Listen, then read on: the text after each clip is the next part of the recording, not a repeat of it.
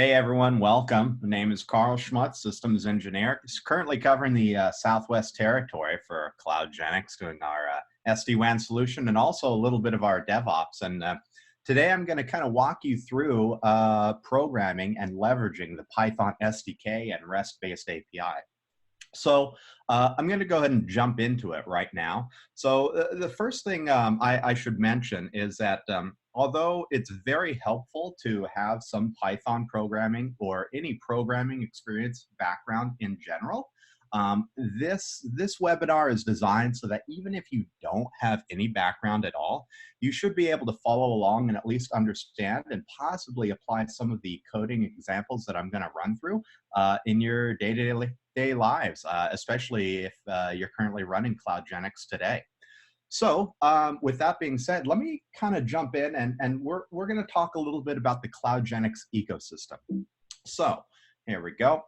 The first thing that we should all really understand when we talk about REST APIs in general, we know that it's kind of an industry standard. So any vendor or manufacturer that you go out and you talk to and you ask, hey, how can I integrate with you?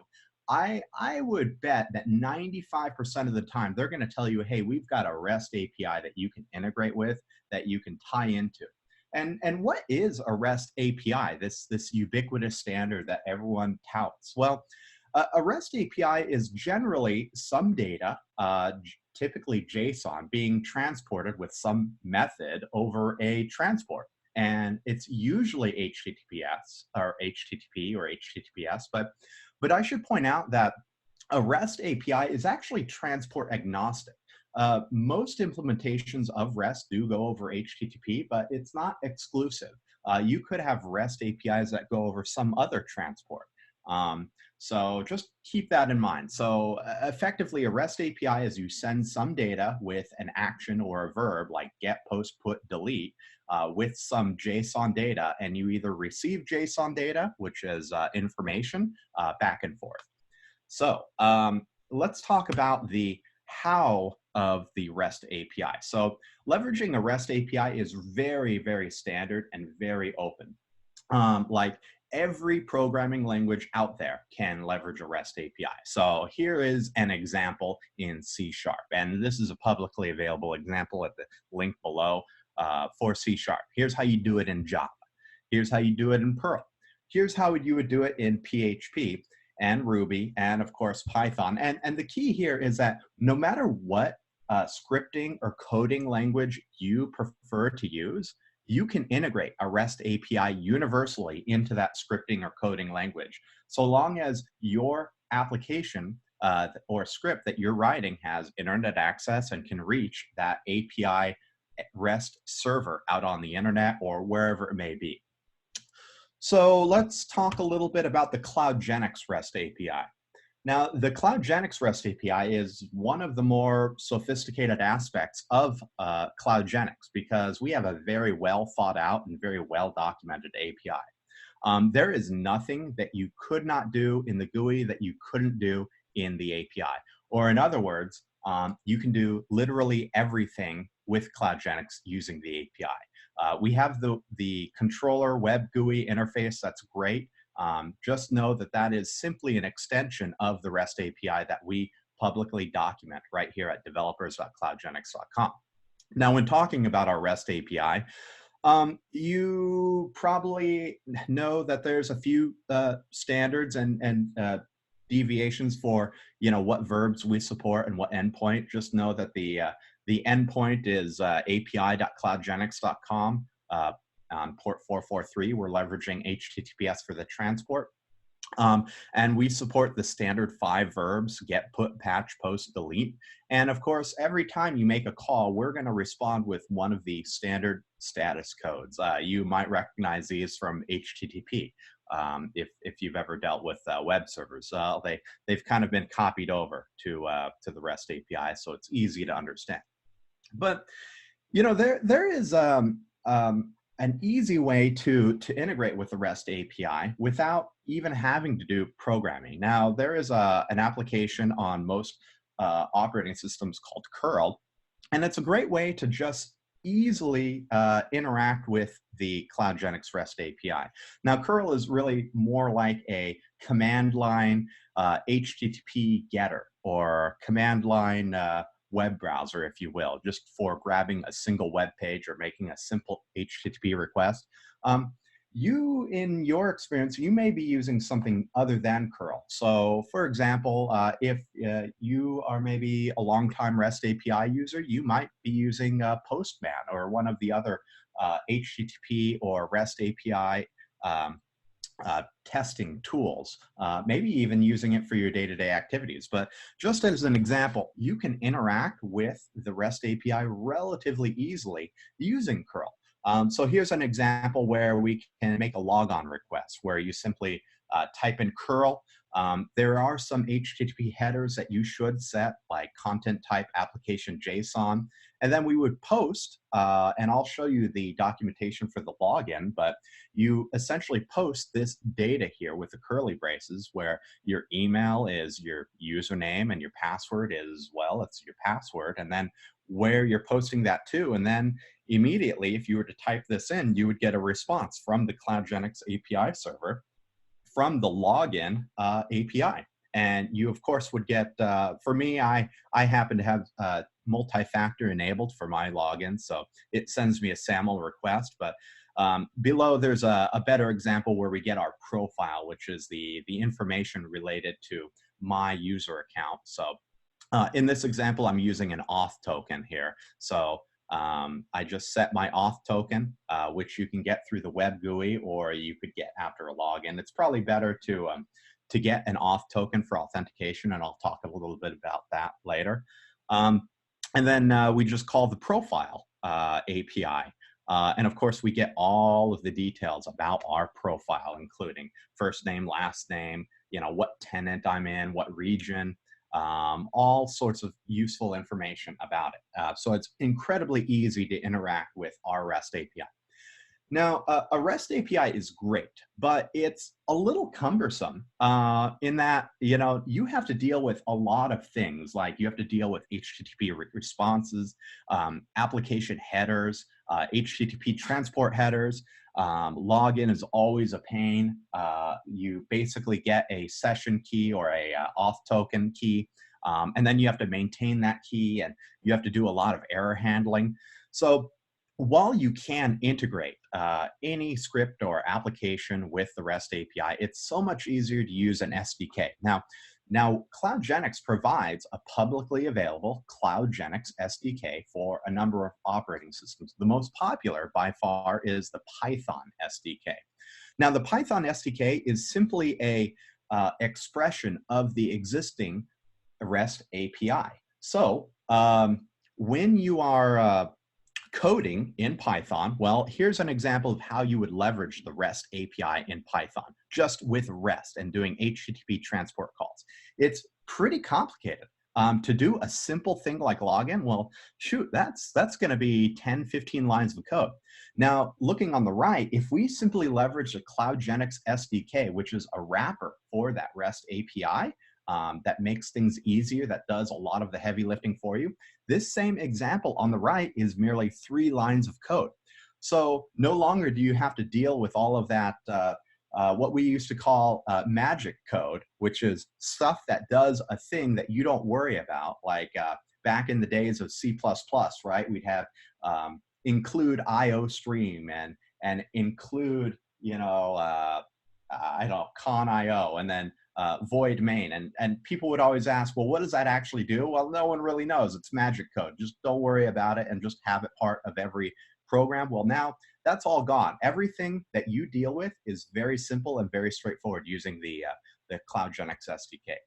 And I'm actually going to walk you through leveraging the Python CloudGenix SDK because in today's day and world, with DevOps and the movement of the industry, I would say that 90% of DevOps interaction is done through Python. And so because of that, we make a very simple Python SDK available for you to use, so you don't have to learn the whole REST API, HTTP headers, and all that jazz.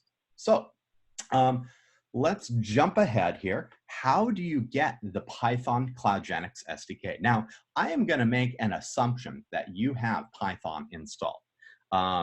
If you do, it may be beneficial for you to verify that the version of Python you're running is Python 3, because as you all know, Python 2, or you may not know, Python 2.7, which is the default standard in many operating systems, is end of life. In many ways, the Python 2 to Python 3, version 3, migration is similar in many ways to the IPv4 to IPv6 migration, where everyone knows that they need to migrate, but we still have to have IPv4, otherwise things break. Well, I know for me, I am on a Mac. If I were to actually remove Python version 2, my Mac would actually break. It's a known problem. So be sure that you have Python version 3 installed. That is a requirement. And you can verify by typing in Python -- version to know. So let's get back to how do we get the Python CloudGenix SDK. So there is a open source, derived package manager index for Python libraries. Think of it like an app store. It's an app store for your Python libraries. So it's pre-installed. You can go out to pypi.org, that's pypi.org, and then you can search for CloudGenix, or let's say you wanted to do something with images. Well, you could type in images in the package search, and you could find all sorts of libraries to make it easy. One use case for me is I needed to create a PDF report. Well, I just went to pypi.org and I searched for PDF, and I found several libraries that make the creation and handling of PDF files super easy. Well, we have one that we publish out there that CloudGenix maintains called CloudGenix. So to install it, with most Python installations, you get a program called pip, which allows you to interact with the Python App Store. You simply type in pip install CloudGenix. That's it. Hit enter. It'll download the files. It'll install the CloudGenix SDK, and you are good to go. Now, one word of caution, don't be universally accepting of every pip library. While security is pretty well maintained, the pip or PyPy library is non-commercial, and so there are no guarantees of quality who's maintaining each and every library. But do know that the CloudGenix module and all of the ones published by CloudGenix are maintained by us, and we keep them up to date to always work with the latest version of Python. So now that you've gotten the Python CloudGenix SDK, how do we use it? So if you were to look at our GitHub documentation, there is an incredibly simple example of how we use it. And I'll tell you what, let me just walk through it for you live. So I'm going to kind of show you how we would interact with the Python SDK. So let me switch to a terminal here. And I'm actually going to run the Python interactive terminal. So basically by typing in Python 3, I guarantee that I'm running version 3. I can actually run some Python code and have it execute live. For example, the ubiquitous example in any programming language is to write a hello world program. So I could simply type print hello world, and I'll add a few exclamation marks, and then close parentheses, and it will actually execute the command. And using this interactive terminal, I can do some live coding here without having to worry about writing files. So what I'm going to do is I'm going to attempt to do the example where we get a list of our sites. So I'm just going to type in import. Oh, actually, it's from CloudGenix. And by the way, this is publicly documented right here on our GitHub, right here. Oh, zoom back here. This example right here is just on the github.io SDK Python page. So let me jump back to it. From CloudGenix, import API and JD. We are basically looking for the CloudGenix library that we installed through pip. We're going to import two functions or methods or objects called API and JD. Now, API is the actual SDK interaction. JD is simply a helper tool that lets me dump JSON data. It's basically like a fancy print, but it prints JSON data, in a more readable, human readable fashion. Great, so I've imported it. So now I'm going to create or instantiate a new SDK object. So I'm going to say, this object, I'm going to call it, I could call it my SDK. I'm just going to call it SDK because that seems to be pretty common, but it could be anything. I'm just going to create a new object called SDK, and it's going to be an instantiation of our CloudGenix API wrapper. So great. Now you'll notice I got a warning here because I have not been good. I have not updated to the latest library version from the App Store. So I'll deal with that later, but it's fine. We do maintain backwards compatibility, so everything will work even if you're running an older version. Just know if you get this warning, you probably want to consider upgrading within the next 6 months. So that's fine. So now we have the Python wrapper loaded and instantiated in a new object called SDK. Now, one cool thing about this is you do have tab to autocomplete. So there are a lot of methods and attributes within the SDK variables. So if I hit tab, wow, look at all those. Now, I know through reading the example that the first thing I want to do is I want to log in. We have to authenticate before we can do anything with CloudGenix. So I'm going to type in sdk.interactive.login. And I know this from the example here. It's printed right on the web page here. But I'm going to go ahead and run it, and we'll see what happens.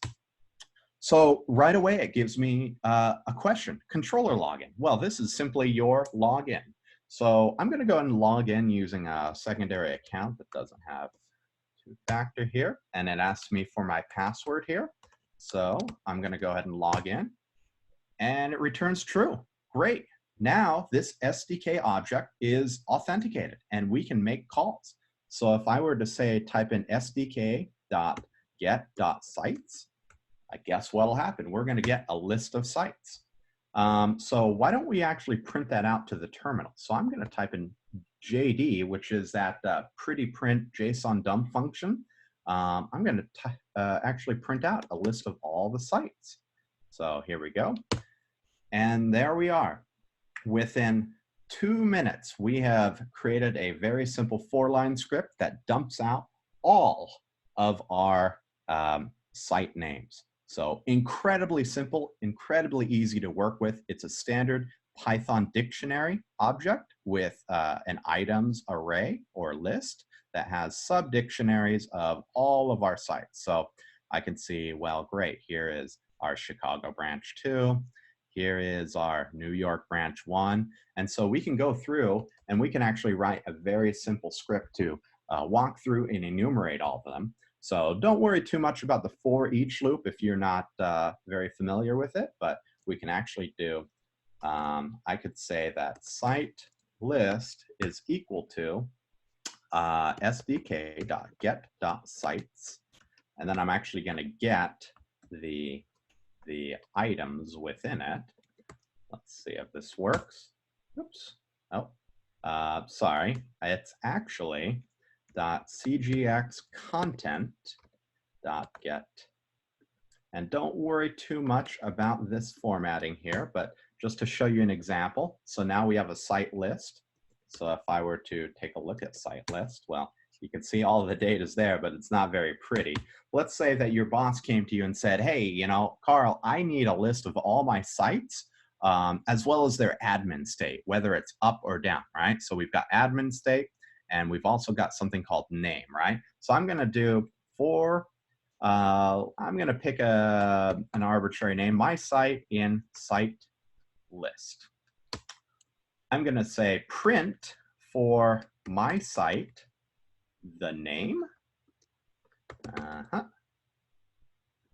And then I'm also going to print in my site the admin state.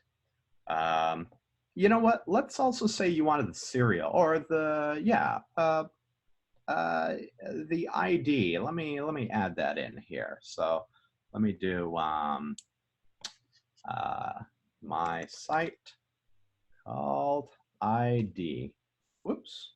Oh dear. Hit enter a little too quick here. All right, and then we close that off. There we go. Now we've got a list of every site name, its admin state. Great, they're all up, and here's the ID of that site. Easy. Very, very easy, much better than dealing with a REST API, dealing with HTTP response codes. This all wraps it all for you and makes it simple.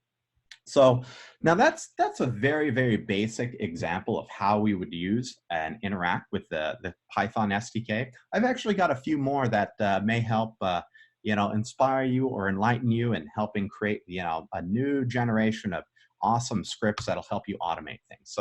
So let's say that you wanted to list the last 5 major events or alarms happening in your network. So one thing is we totally can use our login with a username and password to authenticate, but boy, that's going to be a pain. Every time you run the script, you have to type in your username and password. That's not great. Why don't we generate and use an auth token to authenticate and make it easy?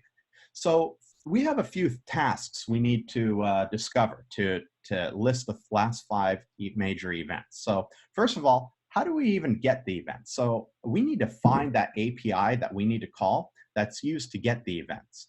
And then I know that there's some stuff we need to set when we get an event, like we have to set a filter usually.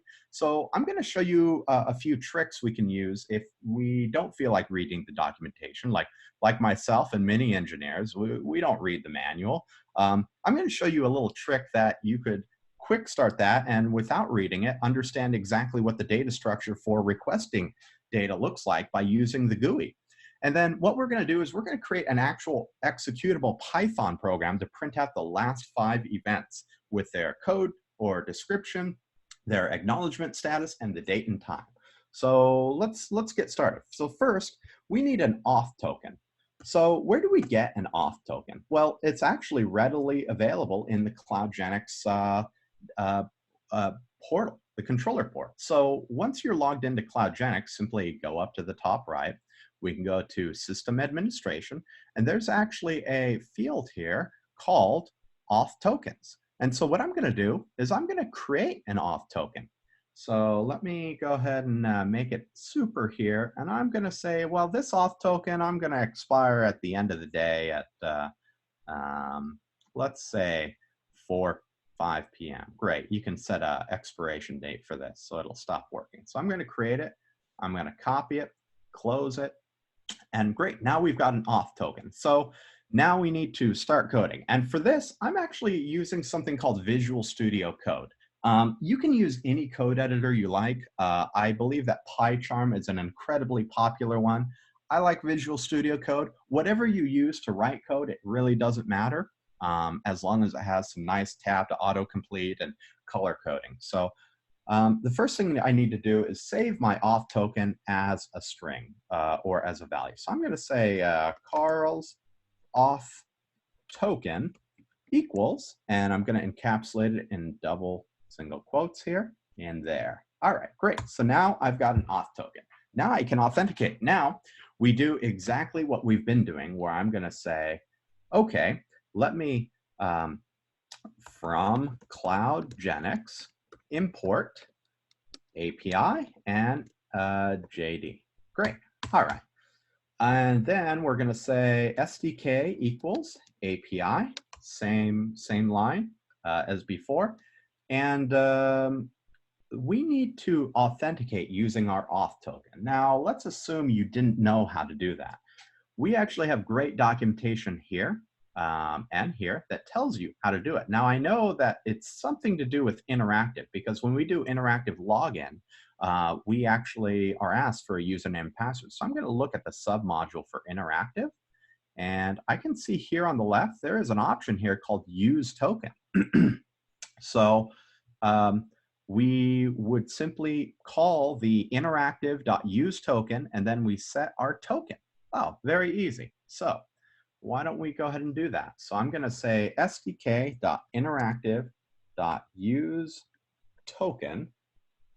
All right, and then we can just put in our auth key, which is Carl's auth token. Great. Now I want to make sure this works in Visual Studio. So what I'm going to do is I'm going to do the old standard dump my sites. So I'm going to do sdk.get.sites, and I'm going to go ahead and run it. So let me go debug, start debugging, and the output will actually appear below. So there we go. Oh, great, it worked. So I'm getting my sites with these 5 lines of code without having to manually authenticate. Okay, now let's talk about actually getting what we're here to do, which is to get the events. Now, there is some great documentation here where we can actually scroll down on the left and we see events. And okay, we can read all this. Here are a bunch of codes for the events. Here's the query format.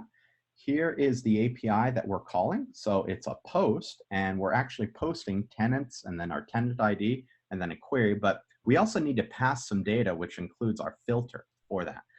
Boy, that's sounds like a bit of work. Not too hard, but why don't we take a little shortcut and actually use the GUI to tell us what filter we want? So rather than me taking this and manually editing it, why don't I show you a trick here? So let's say that we wanted to know how we get our events and we didn't want to look at the documentation. Well, one interesting thing about CloudGenix is that the web GUI is just an expression of the REST API that we've already documented. And when I say there's nothing that you could do in the GUI that you couldn't do with the REST API, I really mean it. Because if you were to right-click in Chrome and go to Inspect Element, and then you were to go to the Network tab and you were to go to any old action here, you'll notice something interesting. That one thing that the web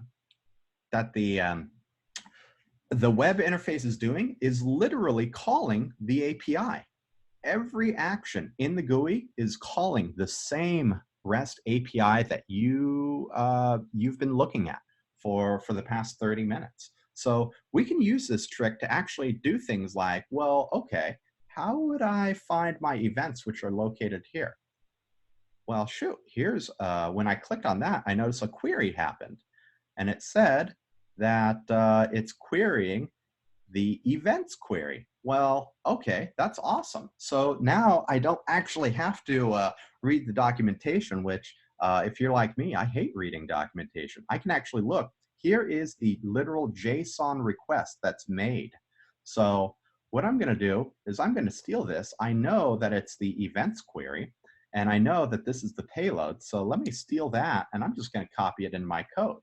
So I'm going to say, okay, well, my JSON request is equal to this, and I do have to fix up the false because Python likes capitalized false. That's fine. So here is my request. So I know that I already have the filter. I just want all of these. So I'm going to limit the count to 5, and I can just modify this. Any other aspect I could modify if I wanted, such as setting a site filter or a severity filter. Pretty easy to do. I'm going to leave it as is. So I'm going to go ahead and make the API call. So let me go ahead and say, well, I'm going to say my response. Well, I'm going to call it API response equals, and let me go ahead and actually put an underscore for readability here. I'm going to say, okay, I'm going to use my SDK, and oh, this is a post request, not a get. So I'm going to type in post dot events underscore query. Now, I know it's events underscore query from looking here. If I were to go back and I were to look at the post, there is actually an events underscore query here. And it says, oh, okay, well, I simply do events.query. You can ignore self because that's already taken care of. And then you just send the data. So great. So I'm just going to do events underscore query, and I'm going to send my JSON request. Very simple.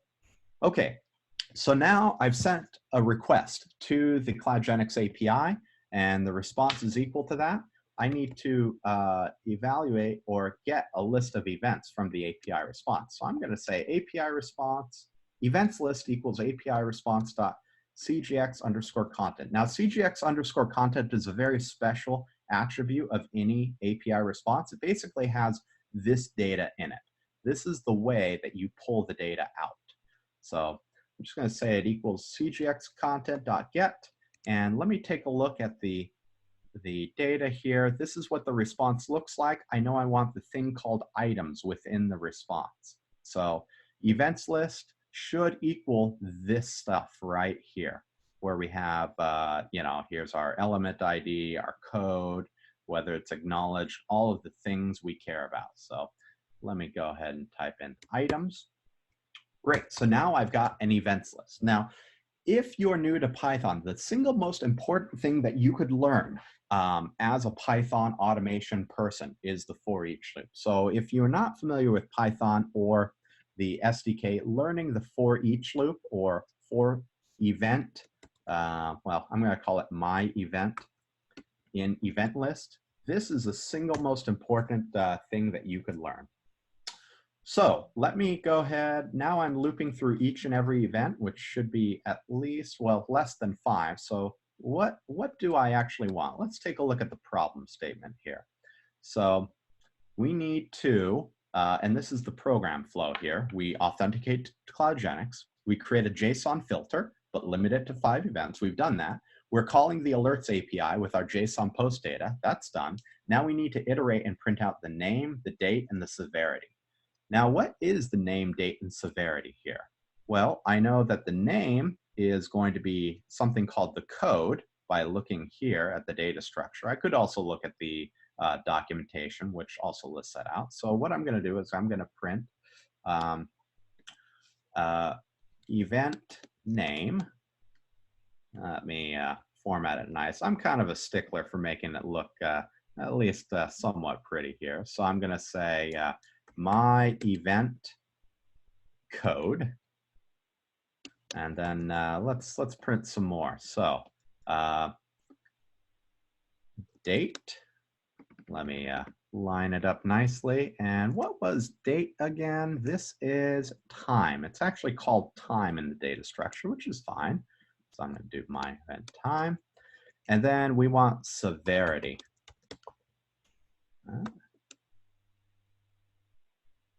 Okay, and what is the severity? This is right here. It's actually called severity. Very good. Okay. And as with all live demos, let's run it and let's see what happens. Hey, there we go. Oh, you know what? We can make this look just a little prettier by adding a blank space between the events. Perfect.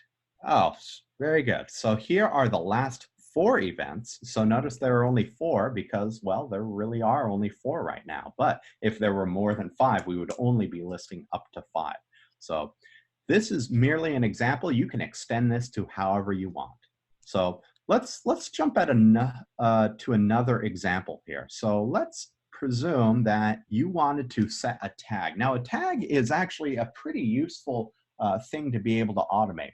Especially when you're looking at the Palo Alto Prisma integration. One of the ways that we integrate and determine whether a site should get a tunnel or not is by setting a tag on that site.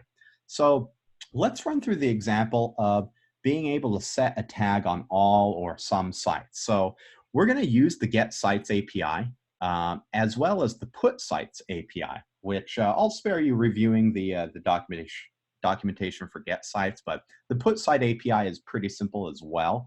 So we're going to leverage the Chrome inspect to understand the API, how it sets a tag, and how it operates. And what we're going to do is ultimately, we're going to run the script. We're going to iterate through all sites and ask a yes or no question. Would you like to set this tag on this site or add it? So very simple. So here's the program flow. We're going to authenticate to CloudGenix. We're going to ask what tag they would like to add. And then we're going to get the sites, and then we're going to iterate through each and every site, and we're going to ask you, do you want to add a tag to this site? And if they respond yes, then we copy the site variable and add it to the tag. If not, well, we cancel. So let's run through this. All right. So I'm going to close this out here. And let me go ahead and inspect and see what exactly happens when we set a tag in the web GUI, because that's what we want to replicate here. So I'm going to go to New York here. Let's go to New York, and there's too much data here. I'm going to edit this, and I'm going to add a tag. I'm going to call it my tag 123. All right, let's hit save. I'm going to clear it. I'm going to hit save. Let's see what happens. Okay. Interesting. So we're calling a get site. So we get the site just to get the data.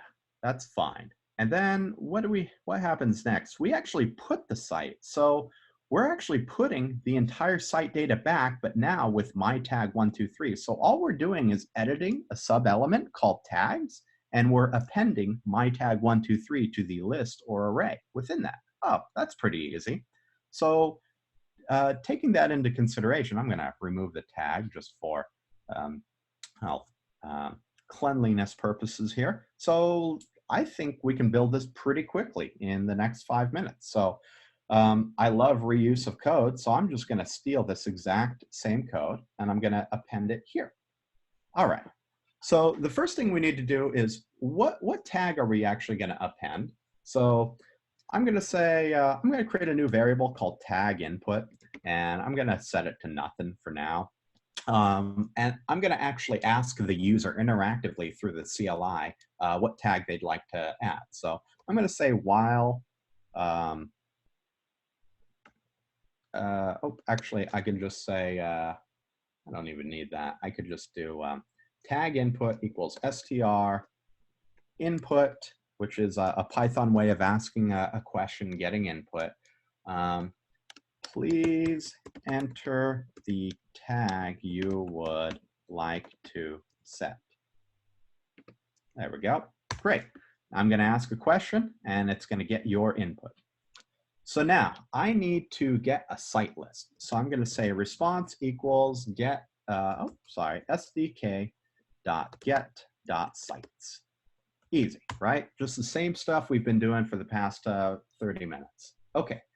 Now I've got a site. I need to get a site list. So I'm going to say site list equals response.cgx content .get, and then I'm going to get all of the items in there. Perfect. Okay. Now let's go for, we're going to do that for each loop because we need to iterate through each site in the site list. I'm just going to call it site in site list just to make it easy. Oh, let me add a semicolon there, and here we go.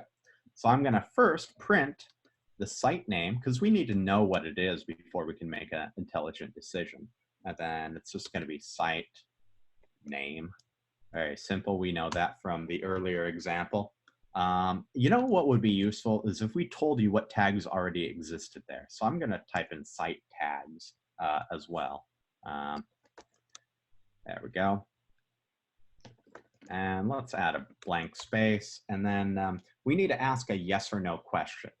We need to ask, would you like to add the tag to this site? So I'm going to use a little while loop. So first I'm going to set user input equals blank. So while user input is not equal to yes and user input is not equal to no, bear with me, then I'm going to say user input equals the string result of input. Would you like to add the tag to this site? Yes or no? Great. All right. So we can't break out of this until the user enters yes or no, or Y or N. Okay, cool. So I'm going to say if the user input is equal to yes, then we should do something. And what we need to do is we need to take that site. So notice that the get site is the exact same data structure that's sent up and down as the put site. So when we put the site, this structure is no different than our get site. So all we need to do is take the site variable that we already have, which is this big JSON structure right here.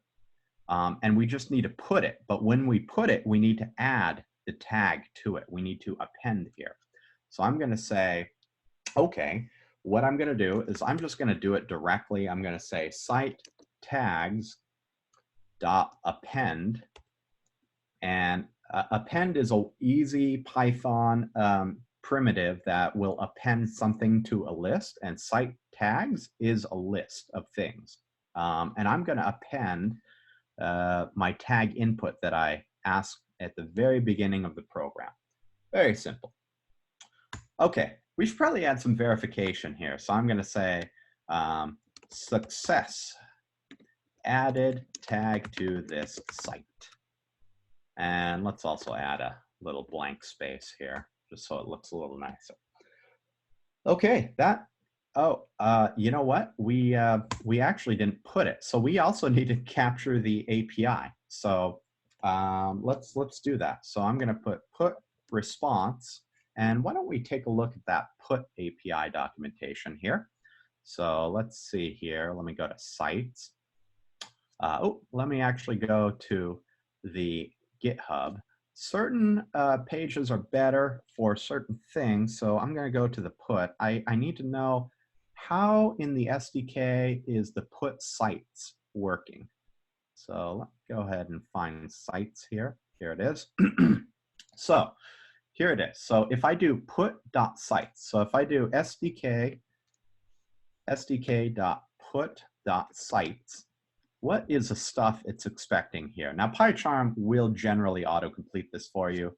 I'm not as cool. I just use Visual Studio Code. It's fine, but I can read documentation too sometimes. So what it expects is a site ID. So we need to put the site ID and then the data when we do the put.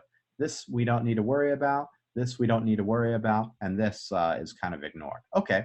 So 2 parameters. So first we need the site ID. Well, where do we get the site ID from? Well, it's already part of this site. So I can just put first site and then ID. And then the actual data. So the actual data is the entirety of site. So, and this will call the SDK for the put sites with this site ID if we hit yes and put the entire data structure of site. And then it will add the tag. Oops. So we've done it. Maybe we should run it through CLI here. So here we go. Let me type an exit here. All right. And let's see here. Let me make sure we have that correctly there. Here's our program. Let's run it. I should probably test it out, but I love live demos even more. So let's see if I broke it. Okay. Enter the tag. Let's say I wanted to set Prisma West, right? I don't recall the tag offhand. It's in our documentation, but let's say we're integrating Prisma for the West node. Okay, Chicago branch, would you like to add the tag to the site? I'll say yes. New York branch, let's say no. San Francisco, no. Seattle, no. Let's just say I only said yes to Chicago branch. Okay, let's take a look at the GUI for verification. So I'm going to go ahead and kill this. First thing we do is refresh the page to ensure nothing gets cached. And then I'm going to jump to Chicago in this geography test. Here it is, Chicago. And let's see if that Prisma West, yes, it is there. And to make sure I didn't mess anything up, it should not be part of New York. And let's take a look. Yep, it is not there. Now, to ensure that none of my colleagues get mad at me, I'm going to go ahead and undo the changes. But as you can see, it's an incredibly simple way to interact with CloudGenix, not having to manually do things through the web GUI, which I love our web GUI, by the way. It's incredibly simple, but I also love creating automation and making things simpler for the lives of our engineers who do this. So a few final things. We've kind of ran through a number of examples here of how easy it is to interact with the CloudGenix SDK. There's more information out there. So for one, I've showed you the REST API documentation, which gives you the good 10-foot overview of what our capabilities are, which you kind of already know from the web interface. In fact, there's more you can do with the API than you could do with the web GUI. So there are even things there that that the web GUI hasn't quite caught up to yet. And then, of course, we've got the CloudGenix Python SDK documentation, which again is that wrapper for the REST API. And then, of course, we all publish our own GitHubs with pre-made examples, real-world examples for things, ranging from a Slack bot to show you the health of a site to a script that acknowledges all the events, or a script that will automatically convert your YAML pull site to a Jinja template. They're all here, and they're all publicly accessible, and you're welcome to look through and take any code examples you want. It's all publicly available. So with that being said, we are now at the final section, open for Q&A.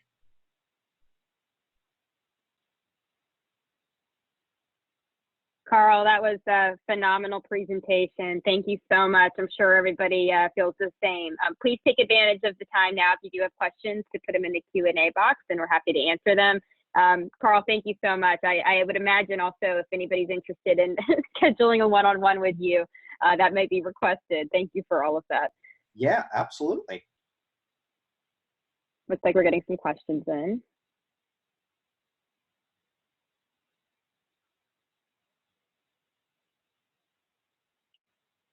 All right, let's see. Carl, are there any other public code sources for CloudGenix examples? Well, I only know of the ones that the SEs and TMEs have written. I believe that there will be, well, there are more. We do have an official CloudGenix GitHub SDK. What I would recommend is going to GitHub and searching for the term CloudGenix to see who else may have written things. So those are the only ones that I'm aware of, but they're not technically official, except for the official CloudGenix GitHub.